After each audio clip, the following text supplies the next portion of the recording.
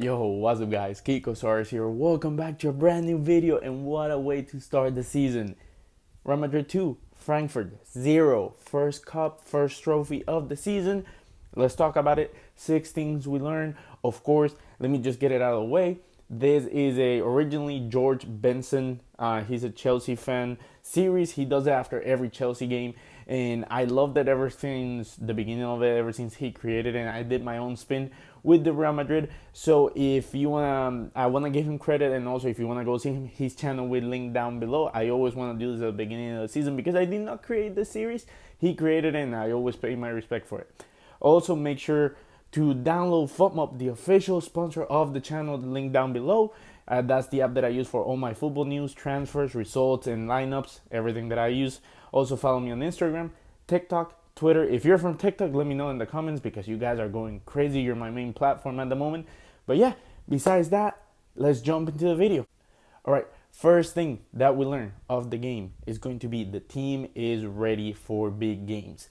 The team, of course, this is the first official game of the season. If you notice in all my videos, I don't really like talking about friendlies because friendlies don't mean anything at the end of the day. We could have lost 7-3 against Barcelona. It would have meant anything because, oh, well, you look at that, it did happen against Atletico Madrid, and we went on to win the league, I believe, if I'm getting my years right. Fact check me if you want, but friendlies don't mean anything. This is the first time I'm going to be critical of the team, and it looks like we are ready for a long season. Of course, you got to keep in mind the World Cup is in December this time, so rotation is going to be key. We look like we have players for every position besides striker, which I'm going to talk about in a little bit forward in the video. But the team looks ready. It looks sharp. It looks smart. They look like they are ready for the season. My second point, it's going to go to Kroos, Casemiro, and Modric. My God, are we ever going to get sick of these guys? Are we ever going to find the true replacement for them three? Are we ever going to appreciate how lucky we got to see them together as a Madrid fan?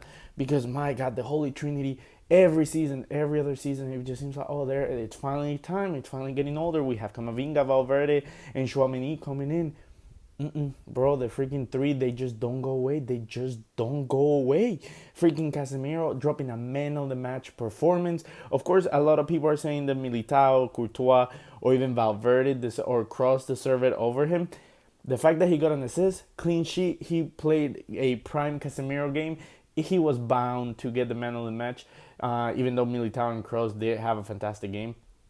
But the Holy Trinity, it seems like it's ready to go for another season. Of course, now I do want to see rotation from the part of Ancelotti. He even mentioned on the press conference after the game that this season rotation is going to be key due to the fact of the World Cup and all the competitions that we're going to be in. So it's going to be very, very important. But the Holy Trinity, we're just lucky. Appreciate what you can. My third point, and it's going to be a shout out to Militao, which I just mentioned.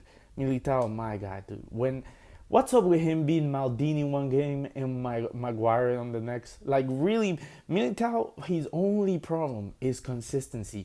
Because on TikTok, if you're from TikTok, you know that I get bombarded with Araujo better, Araujo better, Araujo better.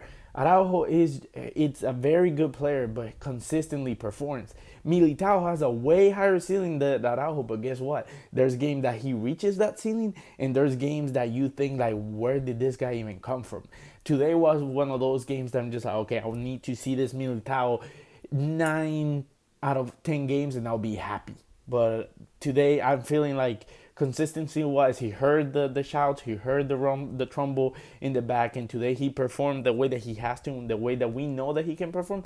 This is the same way he performed in the final of the Champions League. So as long as he can perform that way, we're going to be just fine for the rest of the season.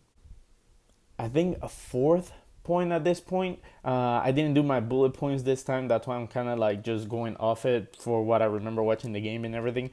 Fourth is the Vinicius and Benzema combination still there. Of course, Benzema, he wasn't his best. He's always so smart when it comes down to like just the build creation. This is why he wasn't scoring that many goals, because Cristiano or Bell will be the one scoring the goals in that time. He just now happens to be the main focus on the attack. But he did a very Benzema-esque performance of those times where he would just drop down, do the passing, create chances and everything. He happened to score his goal, which was a great goal. I'm pretty sure It was the assist. Was it Vinicius? I know Alaba was the header on that corner, but I forget how Benzema's goal was. It happened in the afternoon, and it's already 11 at night. But it was a great goal. The combination still looks there. Vinicius, even though I'm not gonna be super hypercritical because he was there. He was offensive. He was attacking. He was dangerous. It's just like the he wasn't as sharp. But of course, we can expect that is the beginning of the season. We're not gonna be able to just like, oh my god, like he can cut everything through a knife and every pass is gonna be millimetrical. No, of course, this is the first game they're catching for him, and overall, I don't see a reason why we should be worried. He's not going to be a one season wonder. He already started today. He could have had a goal and an assist, but a defender from Frankfurt just cleared it off the line, which props to him. But I feel like we're going to see another Vinicius Benzema season that's going to be great. My fifth and second to last point is Valverde. My God, we're so lucky. Valverde. Federico. He is gonna have a season for the ages. If he is going to perform the way that he performed today, we're going to see a brand new position, a brand new role in the team because my guy is playing as a right wing. He is the definition of a box to box midfielder playing on the right wing. My guy is at the right wing, then shows up at left back, and then he's at center mid, and then he's at CDM, and then he's the striker. I don't know what's going on with Valverde. We're so lucky to have him, and the engine that this kid has is from another world, and I'm just glad that we are seeing this exploding from the injury that he had a couple years ago, and I'm just glad that he has been able to come back from it. And big shout out, he's gonna be one of our most important players this season, and I cannot wait to see what happens. But he's mark my words, mark this video. Valverde, will have a season for the ages when it comes down to his career in Real Madrid. But my God, he's going to be fantastic. In sixth and final point of the video, and this is just more a remark, Ancelotti, today you got to put your final lineup. He got to put the players that we won the Champions League with. He's trusted team. He's trusted, hey, this is the game that we're going to win, or this is the team that's going to win.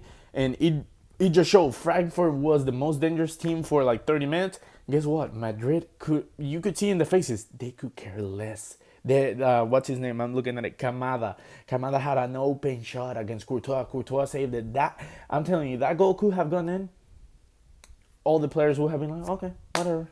Guess we gotta turn it up a notch, and they will have controlled it because Madrid doesn't play a game in the most fancy way. That's what I always said about Madrid. If depending on the game, depending on what the point of it, they're just either gonna, hey, we're gonna play this way because it might not be the most attractive, the most fun way, but we're gonna win. And at the end of the day, that's what matters in a football. It matters what the score says at the end, not who played the most flashes or who did the most. Exactly how the Liverpool final went. It just matters who scored the most and who won. And this type of game is what happened. But I want to address Ancelotti.